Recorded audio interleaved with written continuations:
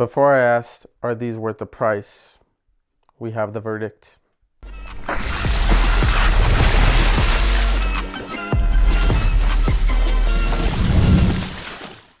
What's up guys, Vin here with Sneaker Tweaker and welcome back to another video. Today we have the performance review on the Li Ning JB2. Now, before we start, if you guys enjoy content like this and you guys want to support our channel, please go ahead and hit that subscribe button, hit that notification bell, and then leave a comment and a like on this video just so we can keep making videos like this. And with that said, let's get into it. The JB2 is essentially, as mentioned, Jimmy Butler's second shoe with Li Ning. The first one I know a lot of people loved. Honestly, I haven't really gotten a chance to play in the first one. I have it. I'm actually going to go back and do a review on that one as well, but I got to test out the two before I did the one, so kind of backwards with that. However, the two was a newer release and we are in 2024, so that's the one I am going to be doing. And before I continue, you'll have to excuse my voice. I'm still getting over a cold, so yeah, sorry not sorry. I gotta do this, you know, I gotta test out the shoes. All good. Again, the JB2s were, you know, as if you guys watched the first impressions review, an expensive ass shoe, and I asked, are they worth the price? As always, let's start it off with the traction. Now, the JB2 features a pretty weird traction pattern. Actually, it's pretty damn flat, but you have a mixture of rubber and foam. Essentially half of it, the front half of it is rubber, and then the back half is foam. And the cushion, or I guess I should say not the cushion, but the traction is absolutely amazing. Like, it was able to, so a lot of people say I play on pretty clean courts because they see, you know, the shine and everything. They don't see all the shit that goes on in there. It is a pretty damn dirty floor sometimes. Even though they clean it, I still don't think it's all that clean all the time. However, even when it was dirty, it was able to grip the floor really well. Now, the shoe isn't going to have much feedback for those of you that like it, but I mean, when I say not much, it almost has none.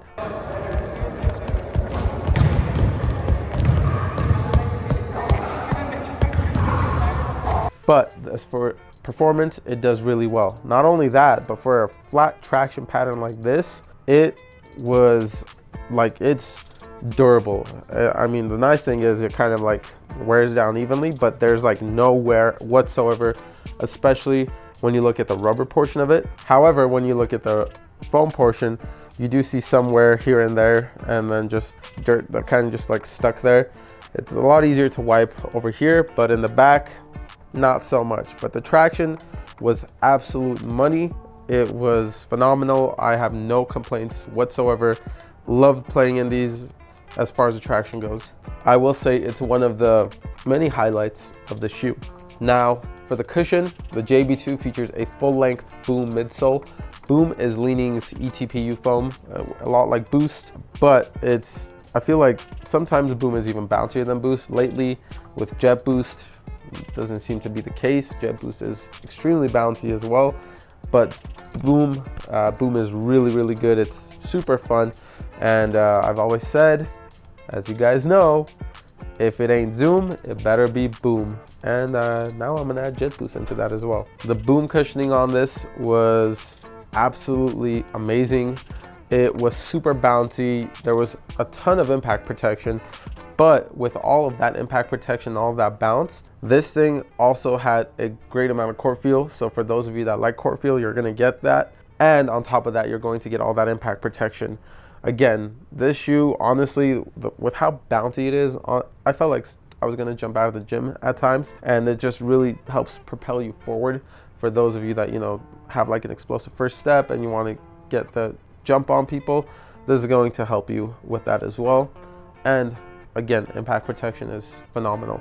The fit, I would say it's kind of a weird fit. You could go true to size. I went true to size with this one. I kind of like took a risk. I also have seen a lot of people say you can go down half a size. It is wide foot friendly, so theoretically, if you'd like to, you can go down half a size. I would assume though there's some break-in time with going down half a size. For me, true to size fit perfectly. I did want to also try half a size down, but with how much the shoe costs, I wasn't willing to drop that much money again just to get half a size down. So, you know, it is what it is. This is what I tried. True to size fit me great, and I'm a slightly wide to a medium footer, and this worked perfectly for me. As for the materials and support, the upper essentially is made up of a Lena weave type of material that Nike uses. Again, it's just kind of like plastic knit. That's what I want to call it. Super light, super breathable. And if you guys have played in like the Jordan 36, if you played in the Jordan, I guess a 37 as well kind of have that material. But 36 is like the most prominent one. It's one of my all-time favorite basketball shoes. And this uses it essentially a similar material, if not the same, with a different name. And it did really, really well. It's very breathable. And then on top of that, it's very, very lightweight. So you're not really gonna get your feet heated up or anything like that. It's just going to keep the shoe lightweight and also give you all that breathability. But with all that breathability, it also gives you a ton of support. I played in these a good amount and I don't see any like wear and tear or anything on here, especially as far as like the upper. I mean, there are like some scuffs and whatnot around the shoe, but as far as like the upper where the kind of the knit material is, you really don't see any damage or anything like that. So I would say this did really, really well. You also have a carbon fiber midfoot shank plate. It does kind of essentially almost go like full length. And as far as torsional rigidity, it's there, but also the bounce back and just kind of the explosiveness is also there. That combined with boom, you really can't get better than that. Now, what I will say is the heel lockdown was nice. It was great. I didn't have any issues. However, I felt like my foot didn't sit in the footbed as much as I'd like it to. Sometimes on hard stops laterally, my foot, I felt like kind of would like teeter, and it wouldn't necessarily, I wouldn't feel as like secure as I wanted to. So I didn't really have all the confidence in the world whenever I was going like laterally with this shoe. Linearly, it was perfectly fine, but laterally that wasn't the case for me. Not to say that I twisted my ankle or anything like that, but there was some teetering here and there and just kind of made me a little bit weary. Overall though, the Li Ning JB2s are absolutely phenomenal shoes. You do also get this nice beefy TPU heel counter, and then this colorway is the tennis ball colorway, and then it's essentially because of Jimmy Butler's love for tennis. And I feel like the whole shoe design and the silhouette of the JB2 kind of goes off of a tennis shoe. And a lot of people have stated that, and I do see it. So the shoe in itself, performance-wise, absolutely amazing. And, you know, for the price, would I say it's worth it?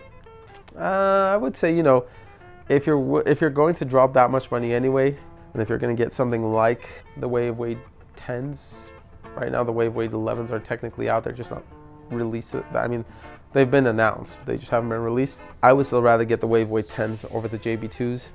One, I would say particularly the lows, they're cheaper, and I feel like they're better shoes. And I just, you know, just with the price point and then that little bit of teetering, I didn't feel it was all that, you know, worth the price. Now, they do come in at $239 for this colorway, and that is on Kickzone is where I got it from, but they vary depending on size. You know, the bigger sizes, for me, it's a size 9, and again, for the bigger sizes, they do tend to get more expensive, and then different colorways get even more expensive. So do with that as you will, but the outsole and everything is pretty durable. So if you are willing to drop a pretty penny, take this even outdoors. I feel like it'll last a good amount of time, or even indoors, it'll last a really, really long time. Now, as for the weight on the JB2s, they do weigh in at, and this is for a size 9, or for a European or Europe size 42.5. This comes in at 13.2 ounces. So I would say right around average, but it feels super light on foot. Like, I can't really say anything as far as, you know, it feeling heavy, weighing me down. The shoe felt absolutely amazing. I had a great time in it. There were some drawbacks, price being a huge drawback, because not everyone's gonna go out and spend $239. I would say a large majority are not. And I feel like a lot of that is because of a lack of availability in like actual like retailers rather instead of like resale markets. But in the shoe in itself, performance-wise, was absolutely great. So if you guys are looking for a shoe and you are willing to drop a pretty penny, I would say the JB2s are worth it. If you guys are looking for a hoop shoe, you're not wanting to, you know, you're wanting to stay around the average price, definitely not. I would say, you know, there's a lot of great options out there for much lower prices as well.